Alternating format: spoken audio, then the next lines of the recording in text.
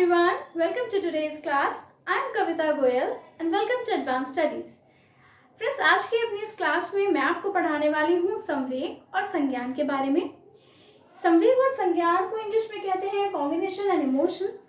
And जो ये topic है आपका, ये सीटेट एग्जाम के पॉइंट से बहुत इंपॉर्टेंट है और अगर आप किसी भी टेट की प्रिपरेशन कर रहे हैं तो वहाँ पे आपको डेफिनेटली हेल्प ज़रूर करेगा। अभी हम इस टॉपिक को अच्छे से समझ लेते हैं कि संज्ञान क्या होता है, संवेग क्या होता है और उसके बाद हम इनके जो आपस में रिलेशन है उसको जानेंगे। सबसे पहले हम आ जाते हैं संज्ञान में।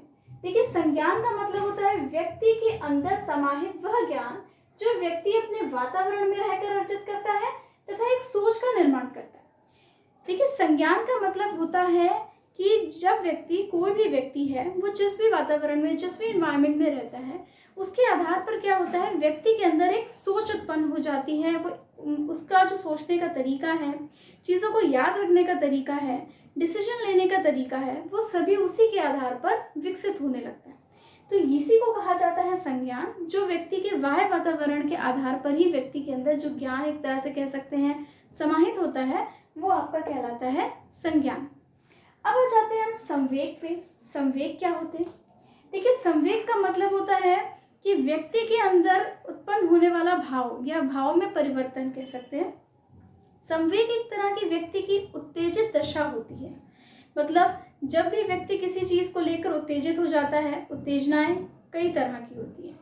जैसे कि अगर मान लीजिए कोई बच्चा है, खेल रहा है, खेलते खेलते वो हार गया तो हार से क्या होता है, उसके अंदर उसको गुस्सा आने लगता है, उससे रोना आने लगता है। इस तरह की उत्तेजना व्यक्ति में उत्पन्न हो जाती है। अगर कोई बच्चा एग्जाम में अच्छे नंबर से पास हो जाता है तो क्या होता है, एकदम से अगर उसको पता चलता है कि वो बहुत अच्छे नंबर से पास हो गया, तो एकदम से उसके मन में खुशी का भाव उत्पन्न होता है। तो ये जो भाव का उत्पन्न होना है, भाव में परिवर्तन होना है, यही आपके संवेग कहलाता है। यही व्यक्ति की एक उत्तेजित दशा होती है जो व्यक्ति का जो भाव है उसको बाहर प्रकट करती है। ये कह सकते हैं कि संवेग जो है वो व्यक्ति की जो आंतरिक दशा होती है उसका बाह्य प्रदर्शन करता है। मतलब कि जो भी भाव हमारे अंदर उत्पन्न हुआ उसको वो बाहर क्या करता है, रिप्रेजेंट करता है संवेग। ओके। और जो संवेग है हमारा, ये हमारे व्यक्ति की शारीरिक और मानसिक क्रियाओं को भी प्रभावित करता है। कैसे करता है?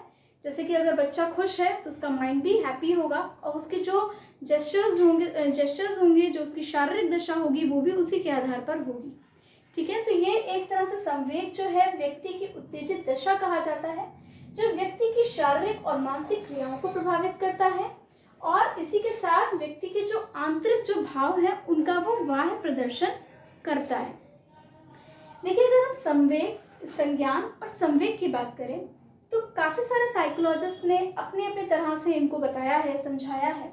जैसे संज्ञान को अगर हम लें तो जिन प्याजे के सिद्धांत को अगर हम देख लें, संज्ञानात्मक विकास के सिद्धांत को, तो वहाँ पे उनका कहना था कि जो व्यक्ति के अंदर जो ज्ञान का विकास होता है वो धीरे धीरे उम्र के साथ होता है। जैसे जैसे बच्चा बड़ा होता जाता है उसके अंदर संज्ञानात्मक विकास उस तरीके से होता जाता है। इसी तरीके अगर हम संवेग की बात करें तो संवेग को भी काफ़ी सारे साइकोलॉजिस्ट ने अपने तरीके से बताया है। मैकडूगल की यहाँ पे मैं स्पेशली बात करना चाहूँगी।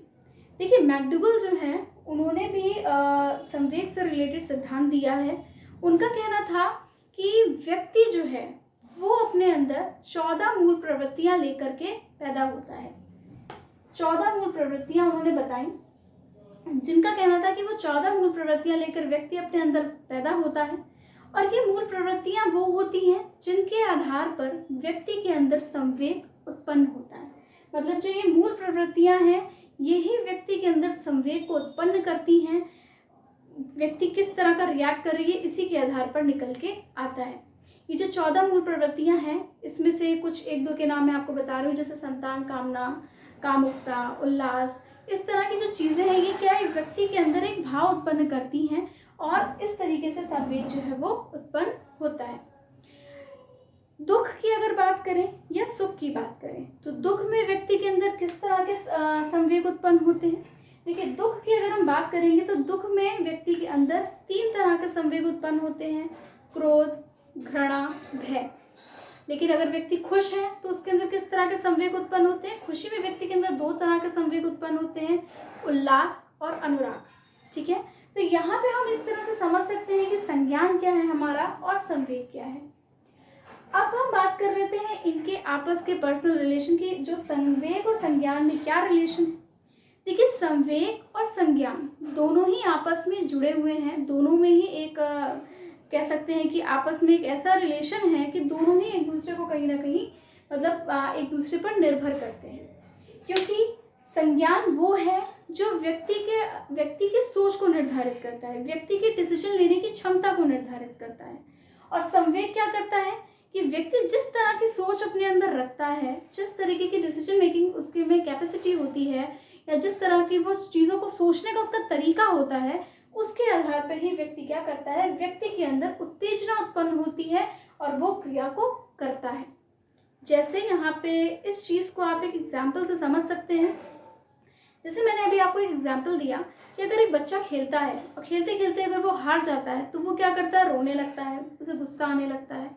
ये दशा यहाँ पे ये दर्शाती है कि बच्चा अभी छोटा है, उसके अंदर उतनी समझ नहीं है कि गेम में हारना कोई बहुत बड़ी चीज़ नहीं है, और इसी कारण वो क्या करता है, वो रोने लगता है, उसे गुस्सा आने लगता है।